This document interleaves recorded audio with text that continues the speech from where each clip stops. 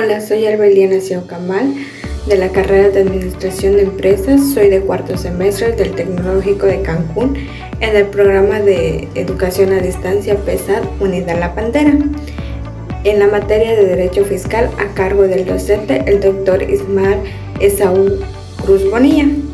En este video hablaremos de la Unidad 5, Ley del Impuesto Empresarial a Tasa Única y los depósitos en efectivo, y la Unidad 6, que son los impuestos estatales y municipales. Hoy hablaremos sobre el tema que es el impuesto empresarial a la tasa única, el IEPS. Este es un impuesto que estuvo vigente en México de 2008 a 2013. Su principal objetivo era incrementar la recaudación y reducir la evasión fiscal mediante un impuesto mínimo empresarial. Los sujetos obligados eran las personas físicas con actividades empresariales, las personas morales y los residentes en el extranjero con establecimientos permanentes en México. La base del impuesto se determinaba restando los ingresos grabados, las deducciones autorizadas por la ley y la tasa definitiva del IETU, que era el 17.5%. Aunque el IETU y el IDE fueron eliminados, su estudio sigue siendo importante. ¿Por qué? Pues esto nos ayuda a comprender la evolución del sistema tributario mexicano, las reformas fiscales y las estrategias utilizadas para combatir la evasión y fortalecer la recaudación. Conocer sobre el IETU nos permite entender mejor cómo ha evolucionado el sistema fiscal en México. Continuaremos con el tema del impuesto empresarial a tasa única o IETU, explicando cómo se determinaban los ingresos y las deducciones. Pues tenemos que el IETU, en el IETU los ingresos grabados eran aquellos que se cobraban efectivamente por la venta de bienes, la prestación de servicios o el uso o goce temporal de bienes. También es importante distinguir entre un ingreso grabado y un ingreso exento. El ingreso grabado formaba parte de la base para calcular el impuesto, mientras que el exento no generaba obligación de pago. También tenemos que las deducciones autorizadas eran los gastos indispensables para la actividad económica del contribuyente, y estas se podían restarse en los ingresos grabados para determinar la base del impuesto. Además, también el IETU utilizaba el criterio de flujo de efectivo, lo que significaba que los ingresos se consideraban únicamente cuando eran efectivamente cobrados. Aunque el IETU ya no está vigente, conocer su funcionamiento nos ayuda a comprender la evolución del sistema tributario mexicano, así como los principios que aún se aplican en los impuestos, como son el ISR y el IVA. Una deducción autorizada era una erogación indispensable para la actividad económica del contribuyente que cumplía con los requisitos establecidos en la ley del IETU.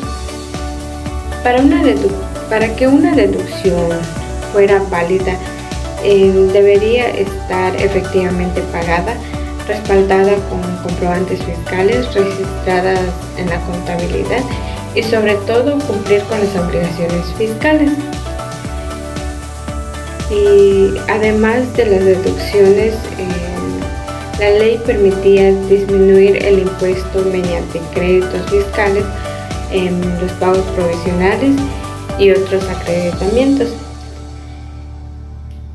Estos requisitos estaban regulados por la ley del IETU, el Código Fiscal de la Federación y otras disposiciones fiscales complementarias. También tenemos que los pagos provisionales del IETU eran anticipos mensuales del impuesto anual. Estos se calculaban conforme a lo establecido de la ley del IETU. Estos pagos estaban regulados por el artículo 9 de la ley del impuesto empresarial a la tasa única, la cual actualmente se encuentra abrogada. Por otra parte, el impuesto a los depósitos en efectivo, el IDE, era un impuesto federal que gravaba ciertos depósitos en efectivo superiores al monto exento establecido por la ley. Su principal objetivo era fortalecer el control fiscal y combatir la evasión. El fundamento constitucional del IDE se encontraba en el artículo 31, fracción cuarta de la Constitución Política de los Estados Unidos Mexicanos, que establecía la obligación de los ciudadanos de contribuir al gasto público de manera proporcional y equitativa. Podemos decir que tanto el IETU como el IDE dejaron de estar vigentes a partir del 1 de enero del 2014.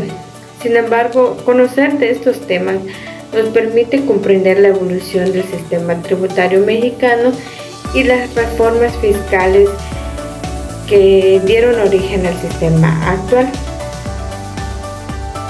Ahora hablaremos sobre los impuestos estatales y municipales, así como su importancia de estos conocimientos para nuestra formación profesional.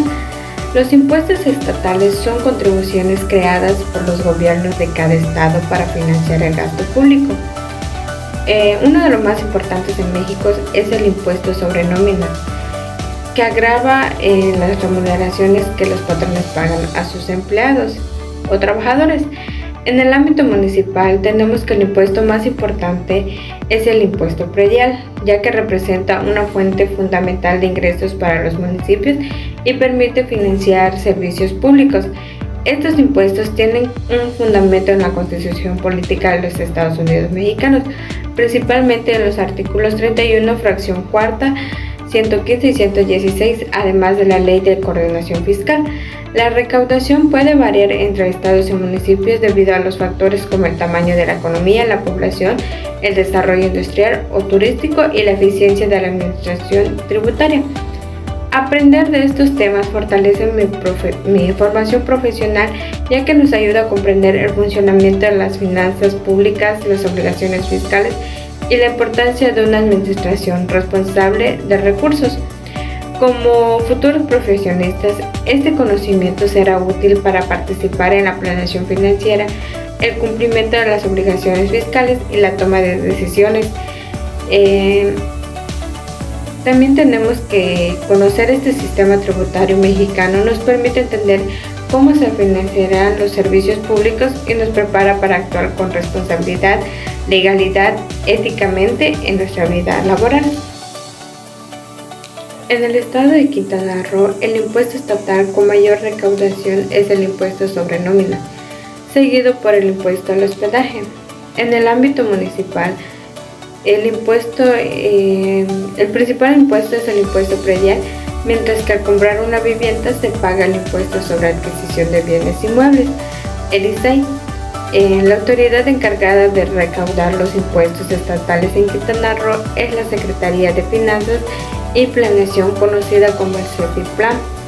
También es importante saber que las comunidades no pueden crear impuestos propios, ya que esta facultad corresponde únicamente al Estado y a los municipios de acuerdo con la legislación vigente. Como estudiantes en la administración, conocer estos temas nos ayuda a comprender cómo se financian los gobiernos, identificar las obligaciones fiscales de las organizaciones y sobre todo tomar decisiones con responsabilidad. Además, es recomendable seguir fortaleciendo conocimientos en áreas como contabilidad fiscal, finanzas públicas, auditoría, derecho administrativo y el uso de plataformas digitales como el SAT y el CEFIPLAN, ya que estas herramientas serán de gran utilidad en nuestra vida profesional.